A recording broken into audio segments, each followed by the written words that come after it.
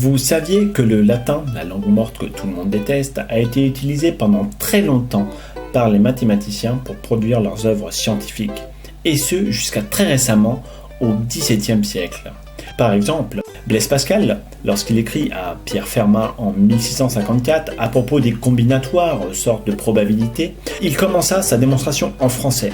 Et puis, trouvant le français pas très commode pour pouvoir écrire sa démonstration, il changea au milieu de sa lettre et écrivit en latin sa démonstration.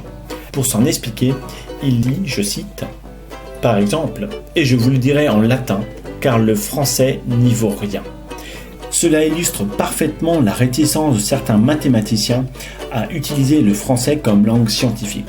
Il faut savoir qu'en 1624, la France autorisait officiellement que les thèses soient soutenues en français. Et quelques années plus tard, en 1637, René Descartes écrivit le premier traité de philosophie exclusivement en français. Cependant, il faudra quand même attendre une centaine d'années avant que le français s'impose unilatéralement comme langue scientifique. Étonnant, non ?